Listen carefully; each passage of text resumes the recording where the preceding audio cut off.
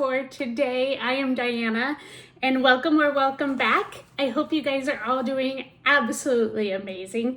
So here we are, like working through our yarn, and I have three things for you today. Four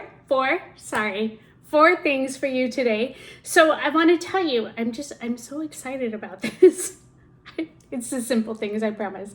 So when I was making this sweater for Mateo, I had used different yarns that just went along with whatever the colors that I needed that I could find. And a couple of the colors that I used were the Mellowspun DK. So it's a little thicker DK, and some of these were a little thinner worsted weight. So you know how the yarns go.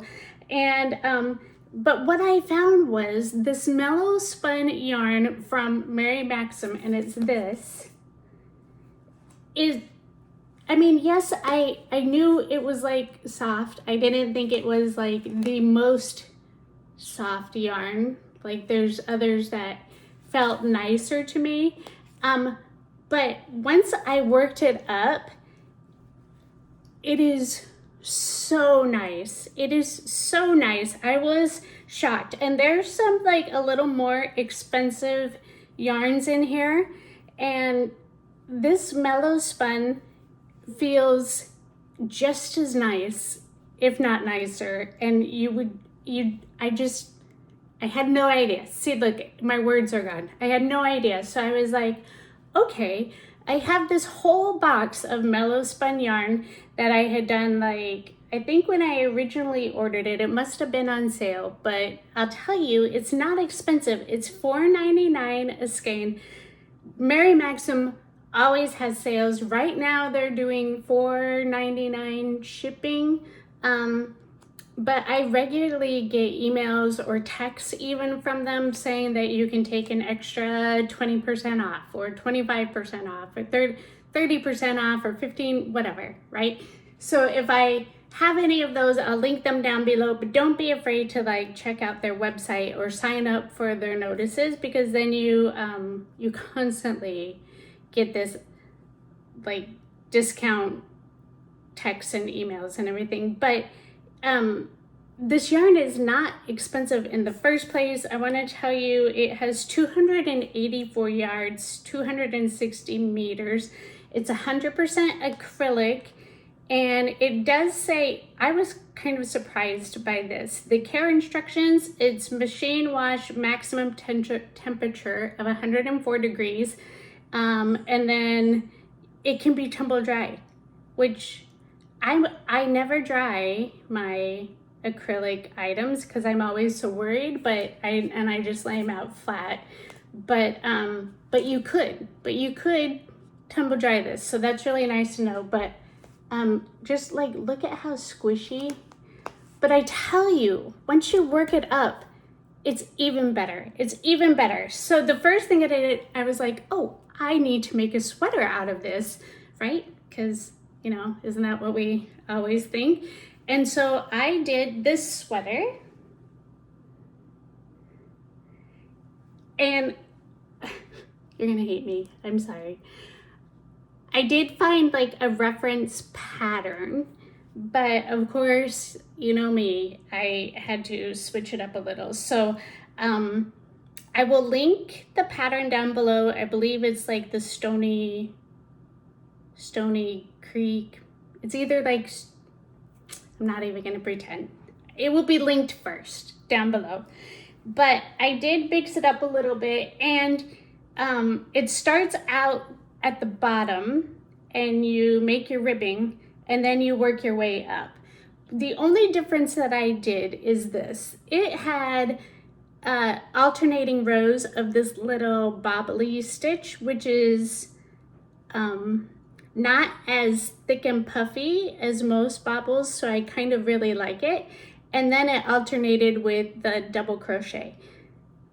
I wanted mine a little tighter, so I interspersed 2 rows of half doubles in between each of those. So I would do like the bobble, 2 rows of half double, double crochet, 2 rows of half double bobble. So the only thing I would say is figure out how long, how much space, how many inches 2 rows takes. So to do the bobble stitch and the double crochet stitch, and then instead of going by their row reference, because when they're doing the pattern it says make 25 rows and then do this, instead of doing that, just figure out how many inches or centimeters, whatever, that many rows would take, and then just stop there. Another thing that I did, I went by a size large measurements because I wanted it to be extra comfy, extra bulky, extra, baggy and loose and everything. And I'd say that this is almost perfect for a oversized medium, just to let you know. So, but you can always add more when you're doing your base, when you're doing your edging, and then you can always go up more. Also, I wanted to add some colors in there, right? So I kind of gauged, I wanted it roughly across the chest, right? So then I had to figure out how high up I needed to go before I switched my color, and then how I wanted to do that blocking. Now, here's the other thing. I had bought, I swear, 4 of each color, but I obviously used this color on something else, because when I went to pull out the last skein out of my box so I could do the sleeves, I didn't have it. I only had 3. So I was going to order more, but I'm trying really hard to just come up with ideas of yarn that I already have. And so I decided to do the sleeve in the alternating color and then just put a little bit of a trim around the bottom. And I don't hate it. I actually kind of like it. I think it pulled together really well. This is really easy. I'm not even kidding. It's really easy. It's worked in 4 panels and then all pieced together. So it starts you out with the back panel, and then you go to the front panel, and the only difference is where you're going to do your little decreases here so that you can make the neckline. And then when you do the sleeve, even this is all one because it has a little bit of gathering at the bottom. So it's not like you're doing any decreases on your sleeve like most sleeves usually do, right? And then you attach it together up here, you put your sleeves on, and then you work from your wrist all the way down, and that's it. That's it. You just made a whole sweater. I was shocked. I was shocked how easy this was. The hardest part was figuring out where to put in my different colors and making sure that I was making it the same height as what I really needed. But this is so nice. It's a comfy sweater. But so this was the first one, a whole sweater. You can do it super fast. So since I did this, I was like, oh, I'm in that cozy mood, right? And so I decided that I wanted to make a blanket scarf. And I tend to stay away from blanket scarves. Look, I'm getting way too excited. Sorry. I tend to stay away from blanket scarves because me personally, I don't feel like I look cute in them, but I see all these other people and they style them and they look so fashion forward and so cute and everything. I'm like, I'm gonna make a blanket scarf. And so I did, and again, I did find a pattern, and I'll link it below. And the reason why I really like this is because on your transition colors, in between, it combines the two. So this used 2 strands. So you start with 2 strands of one color, and then you go to just 1 strand of that color and 1 strand of your next color. and then you go to 2 strands. And again, this is all linen stitch, and again, it is so nice. I just want you to, you can feel me squishing it while I'm showing you. You can, but pretend like you could feel right now. This is just so nice. And then I was worried that it was gonna be too thick and then the drape was gonna be off, but it's not. It's so great. Like, I don't know, my daughter came over and she like put it on and I was like, see, I don't look cute. Oh. Okay, I'm kind of getting the appeal, honestly. Like, it's just, and I love these colors. Now, these colors are pretty similar to the colors that they had in the pattern. But I did just use whatever I had, and I'll tell you the exact colors that I did with this. But I want to give you a couple little tips, okay? So you could do this with anything. This is 6 feet long, 6, I believe. So the solid colors are 12 inches, and then the intermediate are 8 inches. So you have 4 feet of solid colors, and then you have 2 feet of the in-between colors. One thing that I had an issue with, this color, the yarn was thicker, and I didn't really realize, which it happens, right? You know, sometimes one is just a little thicker than the rest, but it really made a difference when I was doing all of this, because this section was a little thicker and then this section was a lot thicker. And so then I had to rip it all out, because you really want to make sure that the whole thing kind of has the same look and feel, right? So I ripped it all out, and then I had a big old tangled mess, and then I had to try and sort through them, and then I had to try and find some more. But that would be my only recommendation, is whatever colors you are picking, kind of check the size of your strands, because you want them to be similar. So I did, let me see, I kept all my labels so that I could make sure that I could tell you what I was doing.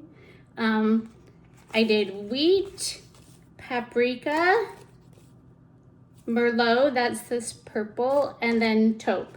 So it was merlot, taupe, wheat, and paprika.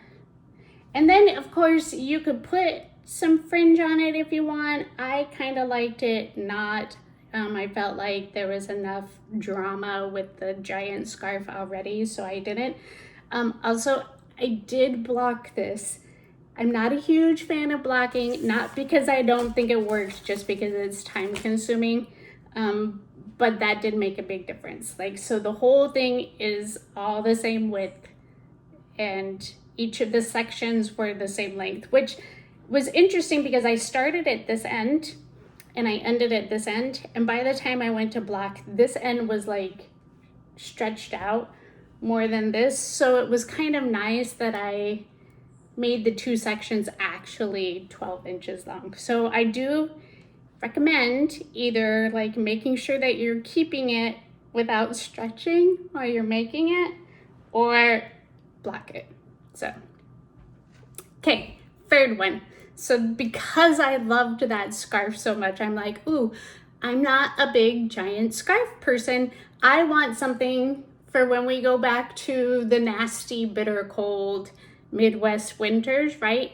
And you feel like your face is getting eaten off, like it's so bitey cold and everything on your face. I was like, I want like something that I can just stick across my neck and like up over my face. So I'll do a cowl, right? So honestly, you can do whatever you want. And I did this. I just did, and I did 2 strands again. So I just did 2 strands of one color, and then the 2 colors, and then 2 strands of the other color. So it just kind of finishes it off a little. You could do this in the round. You could do this as a giant rectangle and then connect it together. You can make it as long as you want. You can make it as tall as you want. This one is like, okay, I don't have a pattern for this because it literally is like, what do you want to do? But I just wanted something that ended up going this way. So then I made a cowl. And another thing, that blanket scarf, that is like a one-day project, not kidding. Like you can literally get it done in one day. I didn't, because I ripped off a whole 8-inch section and then I was like 4 inches into the solid color. So, and then I was I should have done better as I ripped it out at keeping the strands all separated. I didn't. So then I had a big old mess with three different colors in there. So that took me some time, but I did get it done in 2 days. So it could be a one day. So then I did the cowl. So there's another one you can do. You could literally do any stitch if you want it to be more drapey. You could do like a thinner stitch. I was like, I just saw a whole bunch of light come through. I thought see that? She right there.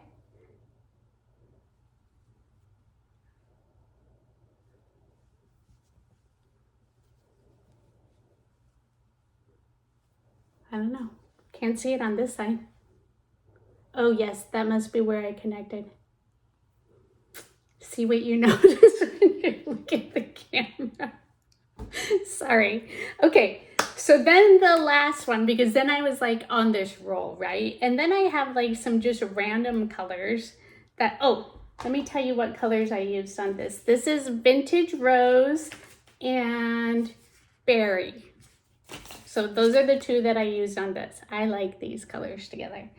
Okay, so then I found a pattern for a granny square blanket. Now, I know, nothing new, right? But this one is different just in the fact that you are doing so many different colors in your granny square, and half of your granny square is a different set of colors. What am I talking about? Good question. I will show you. I have like so many loose threads I have not woven in yet because I was trying to decide if this was the size that I wanted to do or not. You know how it goes. But okay, stay with me on this. So in this pattern, she talked about doing 7 different colors. She goes lightest to darkest, and then she puts it together with one solid color around the outside. And I really was kind of playing around with this. Of course, I'm working with like the colors that I have left, right? So, and then after this blanket is done, I'll have some blues. So I need some ideas on what to do with blue, but then I'll be done with an entire box of Mellowspun yarn. Anyway, so I wasn't sure because like this side was like a lighter kind of a cream color in hers, and I just had this chamomile color, this like buttery yellow one, and then this spruce. This spruce keeps popping up like everywhere. That was in the sweater.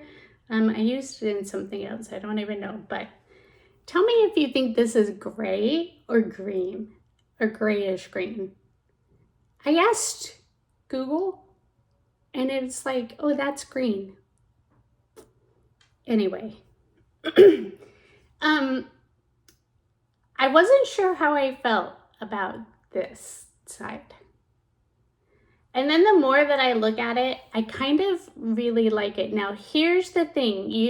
This was set up as a baby blanket. It does say to use a 4 millimeter hook with DK yarn. And at first I did a 4.5 because I was like, well, I want mine to be bigger. But that makes the holes in your square rather large. I didn't want that, so I took it out. made a new square with a 4mm. I do recommend keeping it with the 4mm. So you're supposed to make 30 of these squares, and then she even shows you how you can piece it together, right? But the thing is, you can do so many things. So you could do like, right? Like you can put together like a whole pattern like this, where you have these in the corners, so you have all 4, or you could do like this, or you could do like this. I mean, I don't know what I'm gonna do now. Like, and then you're supposed to kind of use the same color. It would probably be this pink color that I would put together. But as I'm looking at it, I really kind of love like this darker color, especially along with this darker color. So after I make these squares, I don't know, I'm gonna have to like do a couple of testers, but I almost think that this, what color is this? Berry. This berry might be better at piecing it all together, keeping it dark. I'm gonna have to check and see how we want the vibe to go.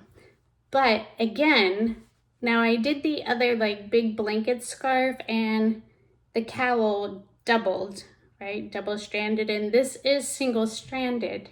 So, but again, once you work it up, it's so soft. This is so nice. I'm so excited. Sorry. I was really surprised. I was going to say so surprised. I was really surprised at how nice this yarn is, especially for $4.99 a skein. And what did I say? How many yards? 284 yards, 260 meters, 100 grams. Like, you can get a lot with these. Well, here's like a better reference, and I know we already talked about this, but it took three-ish, I had a little bit left over, 3-ish skeins to do my front and back. But I also did a tighter stitch, right? So you use less yarn with a bigger stitch. So the single crochet always uses the most yarn because it's so much tighter, whereas like a double crochet takes way less. Half double is in the middle, obviously, right? And I doubled, like I did 4 times as many of the half double crochet. So yeah, I used a lot. And I want to say that all of the green, spruce, gray for the sleeves and everything, this was just over 1 skein for both the sleeves, and then the sections in the middle, and then around the neck. So just to give you an idea, does that look different? No, guess it doesn't. Just to give you an idea of how much you can get out of it. But those are the 4 things that I have with the Mellowspun DK yarn. $4.99 a skein. You can do so many things. It's so nice. It's so nice. I feel stupid that I had like this whole box of really nice yarn and I hadn't been using it. So don't make the same mistake that I did. Pull out your yarn, start using it. I love these ideas because you can literally put any colors that you want together and come up with something amazing. I will update you when I get this blanket completely done. I will show it to you. And I will put down any codes that I may have, and I may come back and update as I get more codes. But don't be afraid to check out Mary Maxim and see what sales they have going on, because they always have a ton of sales, especially at this time right now. How great would this be for some gifts? Oh my gosh, so many things. I love it. Now I also need ideas for blues. I have 2 different blues. They're both pretty light, kind of like a this color, and then slightly off of this color. I think it's a little more green if I remember, but I do have like 3 of each of them. So what should I make with the blue? Give me some ideas. Let me know if you're gonna do any of these projects. I'm really kind of excited to keep going on this one just to see how it will be when it's all pieced together.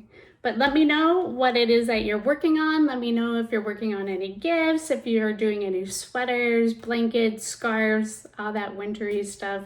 It's been kind of cold here. We've actually had rain, which we don't usually get rain, but I almost turned my heater on yesterday, and that's a really big oddity for California. But then my daughter talks to me about how they have the perfect fall weather going on right now, and then the next day it was like 70 some odd degrees. So we're kind of in that limbo area, but it's a good time to get started on all these cold weather things. So let me know what it is that you're doing. Let me know if you're going to try any of these, and I would love to see any of the projects that you've completed.